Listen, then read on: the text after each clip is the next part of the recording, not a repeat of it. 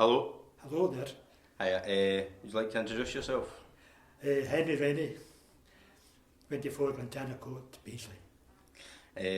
Well, we're here with West College Scotland, and we're here to interview you specifically, get to know you a little bit, and see where we go. So, where and where were you born? Well, I was born in the Drayson district of Glasgow, which is basically the Gorbals, 1943. What was it like growing up there? Well, it was during the war. Not that I remember that, but a couple of years after the war finished, it was quite difficult because rationing was on, and I was born profoundly deaf, which didn't help, Well, what kind of challenges did you face growing up partially deaf? Well, the school was quite rough because being hard to hear, the teachers didn't like you basically because you were, they put you to the side, sort of still ignored you because they couldn't get through to you. They tried to get through to you originally, but they just finished up giving you the belt for no listening, things like that. And they finish up, they just throw you aside into the dunces seat, what we call the dunces seat. And that was it, basically my education. But lucky enough, one thing I learnt there was I was a good reader. I would go to the library. There was a Gorbals library just down the road from me. There was a Kingston library just up the road from me. So it was quite, I didn't miss much basically. I knew more than the teachers did, I think, because I read their books before they seen them. So I probably knew more than they did. Was it hard making friends growing up? Yes, I was. There was one or two were okay, but the majority of people didn't want to know you, And it's not very, I don't suppose it's very sociable if somebody says, hey, what, all the time to you, So moving on a wee bit, what was your first job? Well, first job I worked in a whisky bond. This would be 1960. I started in 59 in August, but 1960 I was in Cheapside Street, a large whisky bond, Ardbuckle and Smith, who bottled Cutty's Hard Scotch whisky.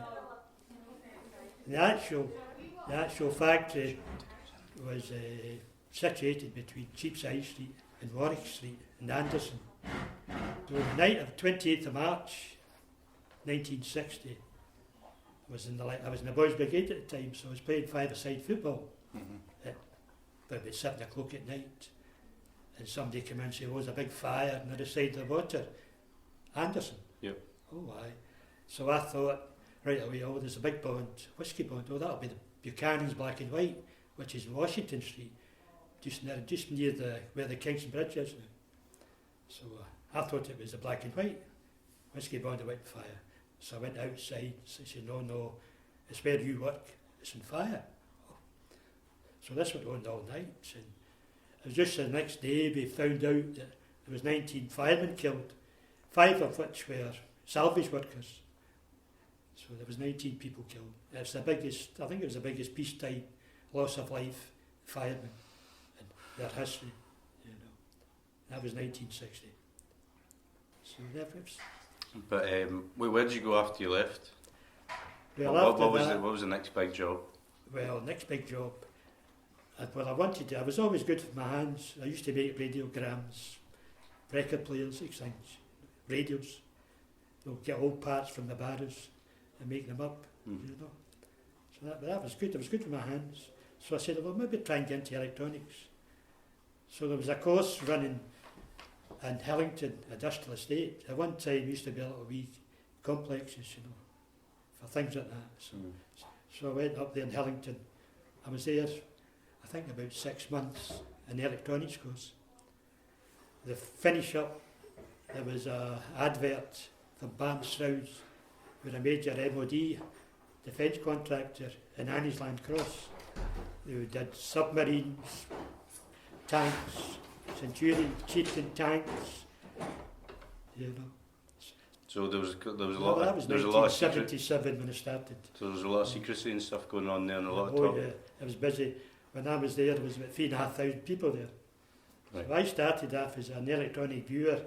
It was basically just inspecting circuit boards, cable runs, units for tanks, etc. You know, I progressed to an inspector before I left. You know, that took 14 years, by the way. Serious They didn't work. push you, you know. So how did you leave Barnstroud? Well, 1989, if you remember the Cold War, the Berlin Wall came down. Russia broke up. It was now this, wasn't this, well then it was the USSR, so it broke up. Czechoslovakia broke away, Hungary broke away, Romania, etc. So it wasn't the Soviet bloc anymore. And the MOD in Britain, America as well, decided it didn't need so much equipment, you know. So there was a big climb down in contracts. So the result of which, 2 years later, a big payoff. I think it was initially it was about 1,500 paid off. I was one of them. So that was that. So what did you do after you left? Because that's a long service. You worked many years in the whisky bonds and then many more years as I must have been about 50 when I left. Down about 50, early 50s. And it was quite hard to get a job because of my age. But a lot of people were interested when they interviewed me over the phone because, oh, you work in Barnstroud, oh, that's very good, yeah.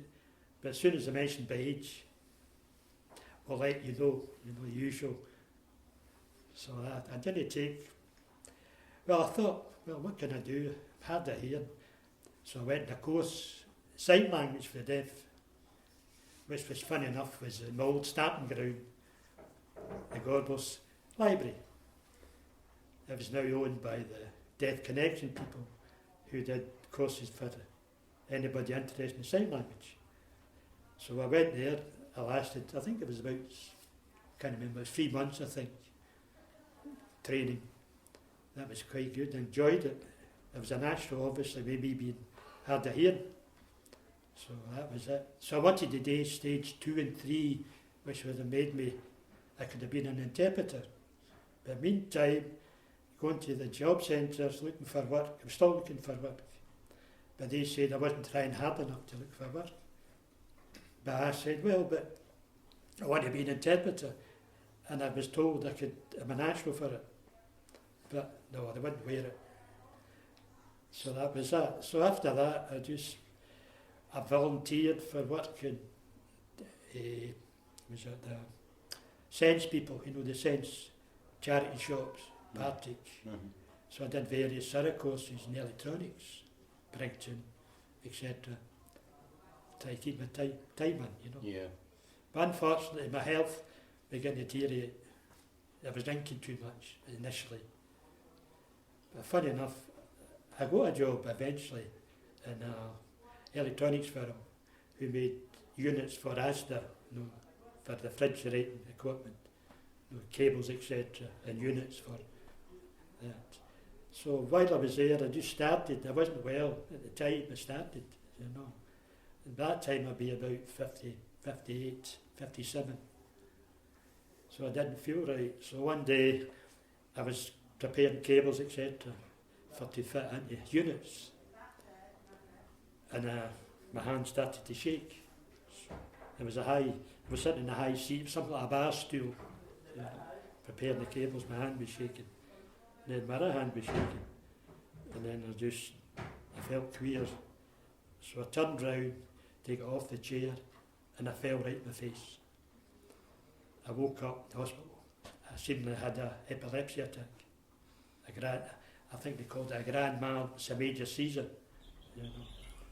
So I wasn't well. But I did recover. I went back to work. But had a few wee minor collapses, nothing spectacular, But eventually, after 3 years, they let me go because they didn't know when I was going to have another attack, etc. So that was that. That was the end of my career, you might say, working. So when that all went down, would it be fair to say that you were feeling quite low at the time? Oh, yes, that was why I was drinking. But then again, you learn later on, you shouldn't have been drinking, but that's just depressing, basically. Before the interview started, you mentioned a quote to me that I thought was very powerful, that that you said at the time after you stopped working, you never thought you'd make it to 65. No. Weird, yeah, that's what I thought. Like, it's really, really low, you know, so I'm not going to see 65. So I took early retirement. I'm thinking I'd never see 65. But It just shows you how wrong you can be. I'm now 73, so, you know, there you are.